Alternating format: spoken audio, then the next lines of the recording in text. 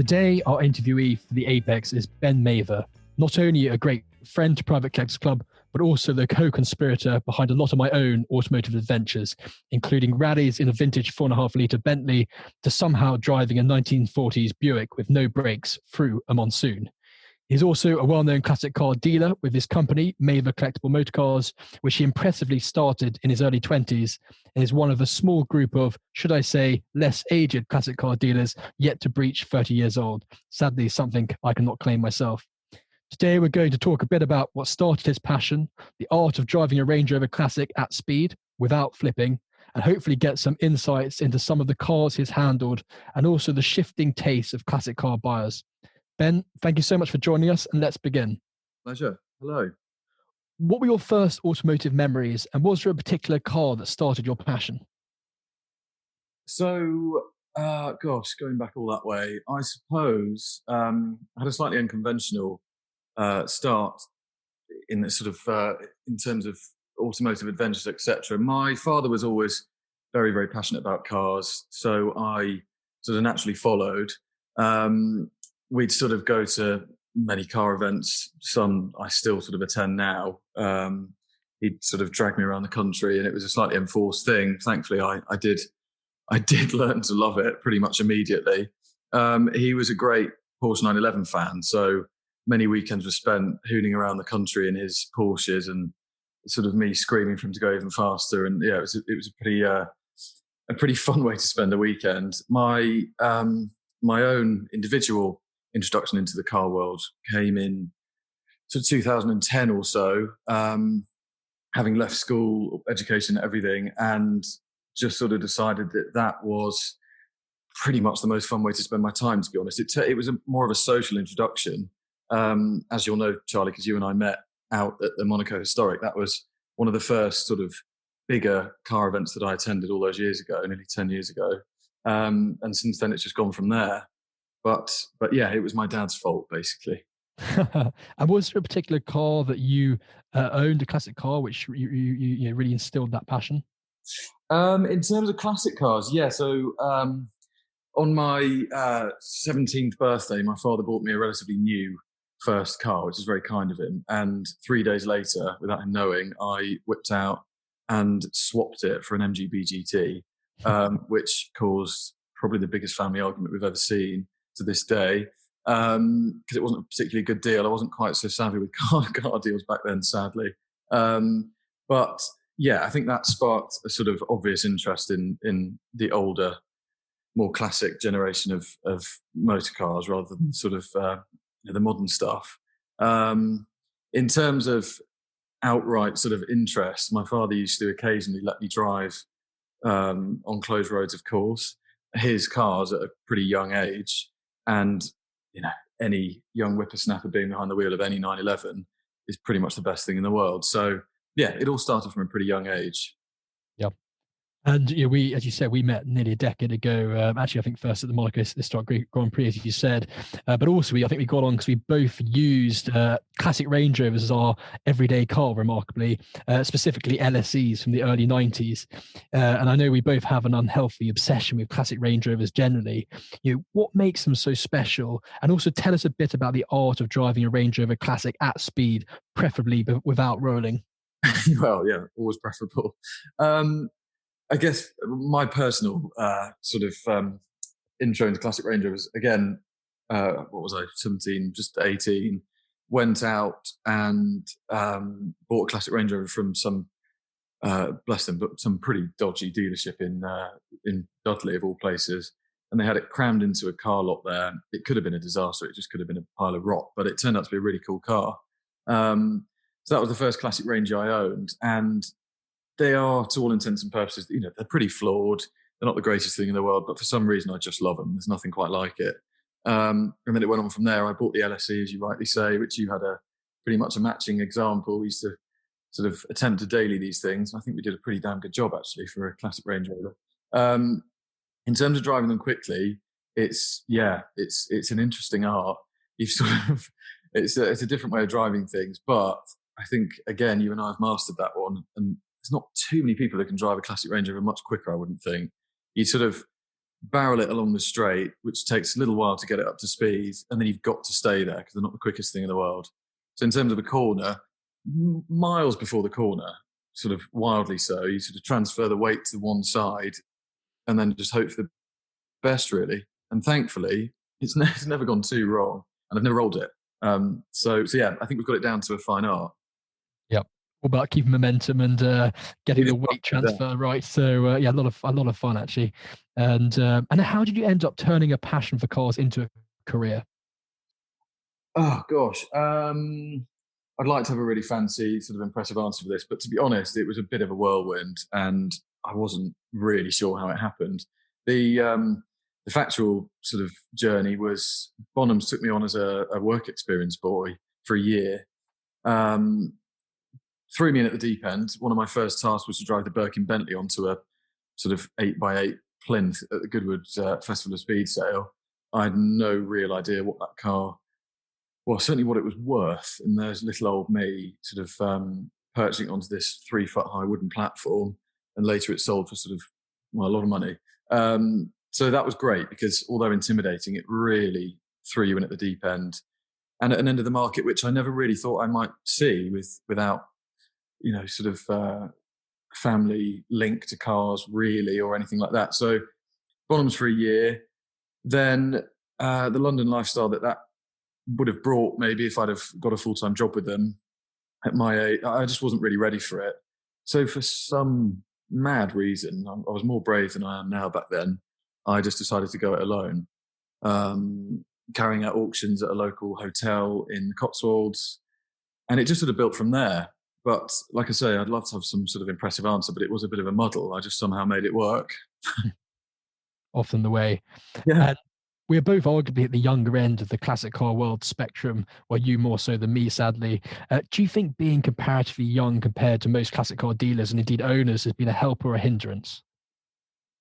I think definitely a mix of both. It's what you do with it. You either use it or, it sort of can be a real hindrance. Yes, there are people who, there are times when I've got a viewing, but chap arrives and the first thing they'll say to me when they walk into my showroom is, "Oh, I'm so sorry, is your father here?" And that's always a bit of a blow, but you've just got to turn it round because, of course, we are not the norm. So you can't expect people to just expect this to be me on my own. But I think in the way that it was a help was you've got a USP. I think it's a more interesting, it's a story. So I just tried to make the most of it, really. There were sort of magazines taking interest in the fact I was a 21-year-old doing this. So you've just got to make it what you will. You're always going to come against criticism, I suppose, or maybe skepticism rather than criticism from the older generations. But, it's all, the longer you go on, the more you prove yourself. So no, I'm sort of through that, I think now. Nearly 30. I think people are over the fact I'm no longer a youth. I'm sure some of those dealers, you've maybe got a few grey hairs over the last few years, but there we go. What's your advice to someone maybe still at school or uni or in their 20s with a passion for classic cars and considering moving into the world professionally? I would, I suggest try and keep it simple, really, as strange as that might sound. I mean, long story short, I had no real set or forged path into the car world, although, my father was a sort of car fan, but many, many people are. But with the risk of sounding sort of, hopefully not sounding patronising in any way, but if I can do it, then really most people can within reason. I mean, I never followed a set path. I sort of don't really believe that there is one in this industry. You don't sort of be frightened to do things in your own way. Again, I didn't really follow anyone's advice that closely, which may not have been interesting at times, but I've just done things in my own way. And thankfully it's worked for me. And again, I've never had financial backing.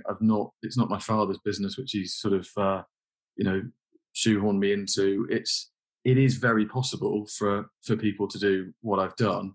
And I would hate for people to be intimidated out of it. You come to a place like this or many other dealerships that we know, and it's full of crazy wild kit. And to a lot of people, including myself, before I was in the industry, I thought, well, I'd love to do that, but how do you do it? How would I ever get there? But as cliche as it might sound, it is achievable. So I just wouldn't be frightened by the kit that we're dealing with. It's all very doable. You've sold some fantastic cars, including some of my own. Indeed, I think my mother's Porsche 911 from '75 was one of the first cars you sold in your actual dealership. Has it been a car that really stood out for you, and why? Oh, that's a really hard question because, it sounds cliche, but I am lucky enough to deal with some pretty monstrous kit. So that is difficult. I mean, just a quick fire standout thing, I suppose. Dodge Coronet Super B springs to mind because it was probably it just wanted you dead. Every time you got in it, you just sort of feared for your life, but in a really very exciting way. So the 700 horsepower, 60s American hot rod, that was pretty cool around the lanes of the Cotswolds. This maroon DB5 that I've currently got here looking at me, that's, to be honest, whether it was here a few years ago or it's here today, that is one of the most special cars I think I've ever had. Just so original, so charming. Buster, also Richard Hammond's old Land Rover, that was a pretty mega bit of kit. I did love that thing. So yeah, there's been many, but I guess there are three standout things that immediately spring to mind, but I'm sure there are many more. Yeah, I remember going up the hill by Broadway in the Dodge Coronet Super B, and I was pretty convinced we were going to die at that point. But there we go, sideways. Anyway, let's not go into details about that. And you mentioned about the Aston Martin DB5, which when I saw it last week, I completely fell in love with it. The fact that it's so patinated and original. Do you think that a lot of collectors' obsession with perfection in classic cars can end up damaging the charm and character of a car through maybe over restoration? Simple answer I think is yes. I think there's a sort of on the flip side of that, it is all down to personal taste. So I would never criticize such folks for wanting perfection in their cars or whatever it might be. But for me personally, yes, I do think it's a shame when character and soul and feel is removed from a car. And I think the quickest way of doing that is ripping it apart and restoring it, if not necessary. Of course, some cars are too far gone. They need to be redone. But for instance, this car that I have here is a 64 standard non-Vantage DB5, and it's never really been restored. It's had a lot of mechanical work and a bit of paint over the years, but things like interior, chassis, it's completely original.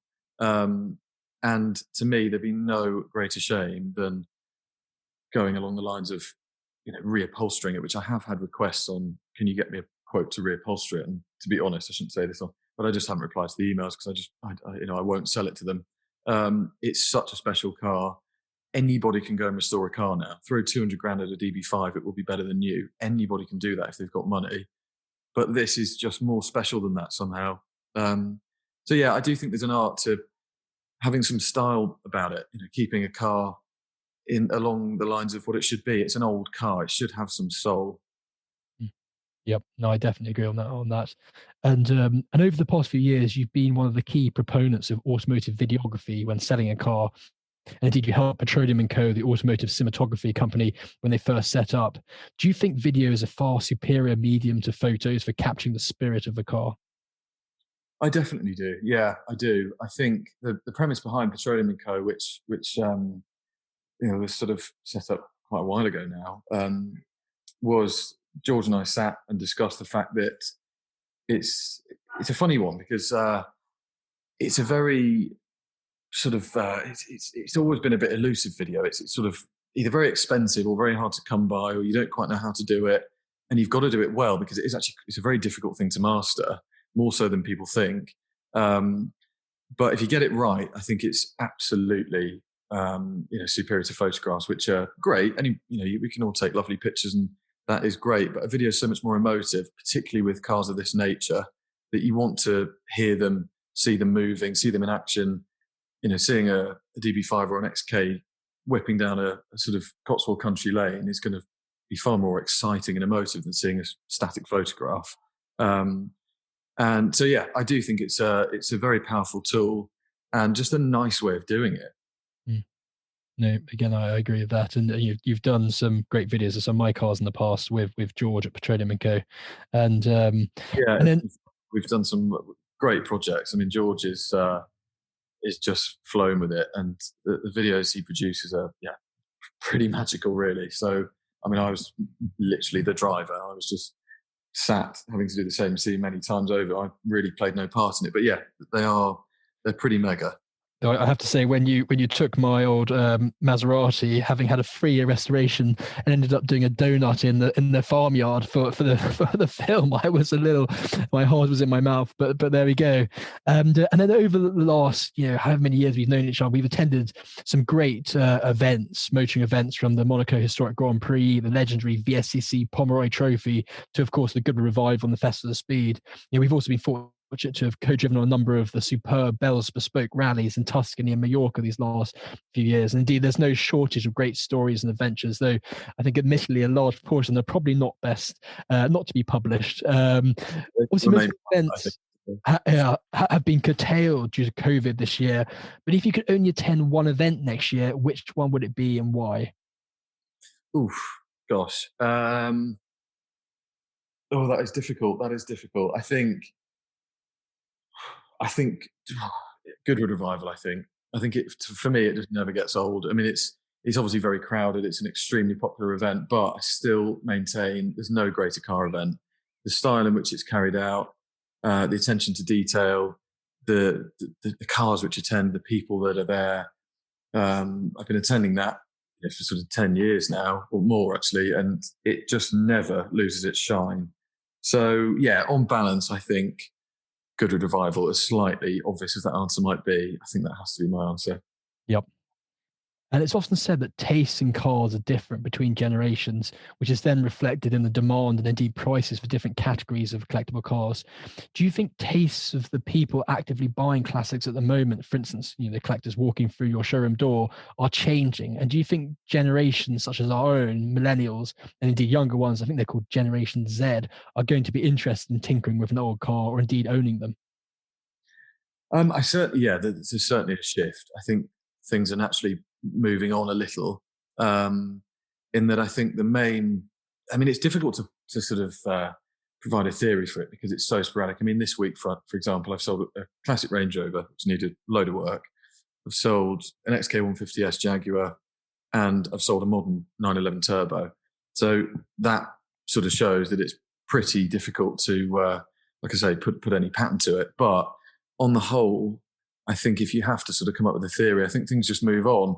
Like my father's generation, for example, when he was 17, 18, he would have lost it after the sort of 70s cars, sort of late 70s, early 80s cars, which he could never have afforded then, can now. So that's what he looks for. I think obviously things like E-types, Healey's, the very obvious classics will always have a following because you just think of that when you think of a classic car. It's just the first thing that your brain jumps to. But in terms of collectors buying what they want personally, I think it's all moving on. Sort of 80s fast forward scene is mad. Even 90s fast forwards. I mean, I set my record last year. Sold a low mileage Ford Escort Cosworth in about 8 minutes of it going online. And that to me was a surprise because I've never delved into that market too deeply, having DB5s, XKs, all the rest of it around me. So I was surprised at how buoyant that all is. So yeah, I think it's all moving on. And in terms of our generation or the younger fiddling with a blower Bentley or a Prior Alpha in years to come, I pray that they do. But I don't know. I think there'll always be, some that will, but I think it might waver a little if I'm totally honest, which I think is a shame. Mm. And last question before the quick fire round. Who calls the shots at Maver Collectible Cars, you or Beans, your French bulldog? Well, I would definitely have to say the dog, 100%. Yeah, I'm just merely along for the ride. Yeah, I thought that would be the answer. And then to end with some quick fire questions. So, favorite car ever driven? Ooh. Favorite car ever driven? Blower Bentley. Good. Yep. Worst car ever driven? Oh God, I'd like to say every car I've ever driven that made collectible cars is wonderful, but I guess on balance, in terms of if I judged it on disappointment levels, bit of a controversial one. Maserati Gran Turismo 4.2. Bought it with huge expectations, and it was so disappointing. The brake failure didn't help, coming into around about 70 miles an hour, but it was a very disappointing car. So I'd probably say that. We've got a few mutual friends who might be quite upset by that choice. Sorry about that. Sorry about that. There we go. And then, classic car or more modern car, which can you come up with a particular one which you think is currently undervalued?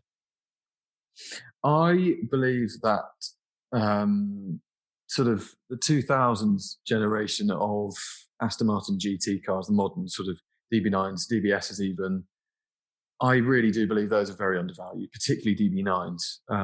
I've always thought so, in that they are, fabulous bit of kit, beautiful, dynamically, absolutely joyous. They're brilliant vehicle, and you can sort of pick one up for 30 grand, which I think is criminal. So yeah, I'd probably say that generation of sort of GT car, particularly Aston. Yeah, I think they're undervalued. Yeah, well, having had one, as you know, for 4 years, my everyday car, I couldn't agree more. And I certainly regret ever selling that. But and then cars in your showroom at the moment, which one would you jump into this afternoon for a spirited blast around the Cotswolds? DB5. Yep, easy choice. It is just one of the most glorious cars I've ever been in or around or near or anything. It's just lovely. Yep. And then last question, money no object, free car garage. Oh, okay. Maserati 300S, absolutely. I was lucky enough to be thrown around the country lanes in a very original, genuine car a couple of years ago, and it has never left me. And then, obviously, we had the 300S tool and copy recreation here for a time, and that was just a joyous machine. So that would be in there. My classic Range Rover has to be in there. It's just the best car in the world. Everyone needs one. And although this is very obvious, slightly juvenile, and probably not that interesting, in terms of what it achieved and what it did when it came out, Bugatti Veyron, I've just always held in very high regard, just in terms of what it did. So I would love to own those one day. But I probably wouldn't tell everyone because it's a bit obvious, but I've just told everyone. Yeah, I would love to get behind the wheel of one of those. Well, Ben, thank you so much. Some great answers, insights, really interesting. I look forward to seeing you, well, actually mainly Beans, your French Bulldog soon. Thank you so much again. Thank you ever so much. Yeah, thanks ever so much, guys.